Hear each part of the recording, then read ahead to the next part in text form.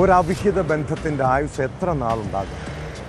കുറച്ചു നാളത്തെ സുഖജീവിതത്തോടെ തീരാവുന്നതേയുള്ളൂ ഇത്തരം റിലേഷൻഷിപ്പുകൾ. പക്ഷെ എന്നെങ്കിലും അത് പിടിക്കപ്പെടുമെന്ന് ഓർത്താൽ നല്ലത്. വിവാഹേതര ബന്ധങ്ങളുടെ കഥകൾ അങ്ങനെയാണ്. വീട്ടുകാർ അറിഞ്ഞാൽ പിന്നെ ന്യായീകരണത്തിന് യാതൊരു വഴിയുമില്ല. ഒന്നില്ലെങ്കിൽ ജീവിത പങ്കാളിയെ ഉപേക്ഷിച്ച് കാമുകനോ കാമുകിക്കോ ഒപ്പം ജീവിക്കാം, അല്ലെങ്കിൽ മരിച്ചാലോ എന്ന് ചിന്തിക്കാം.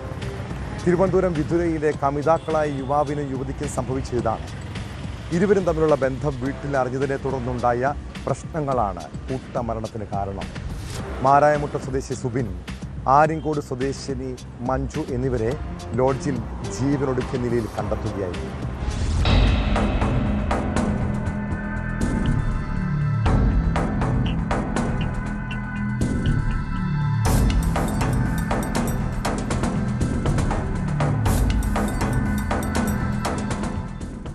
മാരായമുട്ടം സ്വദേശി 28 വയസ്സുള്ള സുബിൻ, ആര്യങ്കോട് സ്വദേശി 31-കാരിയായ മഞ്ജു എന്നിവരെയാണ് ലോഡ്ജ് മുറിയിലെ ജനാലയിൽ കിടക്കവരിയിൽ തൂങ്ങി മരിച്ച നിലയിൽ കണ്ടത്.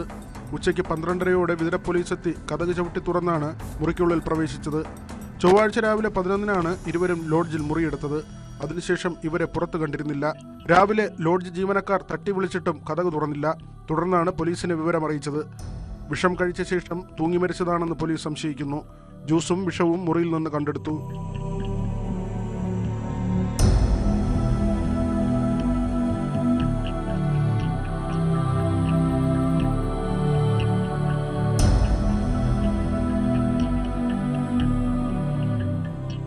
വിവാഹിതരായ ഇരുവർക്കും കുട്ടികളുണ്ട്. കുറച്ചു നാളുകളായി സുബിനും മഞ്ജുവും പ്രണയത്തിലായിരുന്നുവെന്ന് പോലീസ് പറഞ്ഞു. സുബിൻ പ്ലംബിംഗ് ജോലിക്കാരനാണ്. ഇവർ തമ്മിലുള്ള ബന്ധം അടുത്തിടെ വീടുകളിൽ അറിയുകയും പ്രശ്നമുണ്ടാവുകയും ചെയ്തിരുന്നു. തുടർന്ന് ഇരുവരെയും കാണാതായി. സുബിനെ കാണാതായതിന് മാരായമുട്ടത്തും മഞ്ജുവിനെ കാണാതായതിന് ആര്യങ്കോടും പോലീസ് കേസെടുത്തിരുന്നു. അതിന് പിന്നാലെയാണ് മരണവിവരം പുറത്തുവന്നത്. ബന്ധം വീടുകളിൽ അറിഞ്ഞതാകാം ഒരുമിച്ച് ജീവനൊടുക്കാൻ കാരണമെന്നാണ് പോലീസ് നിഗമനം. മൃതദേഹങ്ങൾ പോസ്റ്റ്മോർട്ടത്തിനായി മാറ്റി. സംഭവത്തിൽ കൂടുതൽ അന്വേഷണം നടത്തിവരുന്നതായി പോലീസ് അറിയിച്ചു.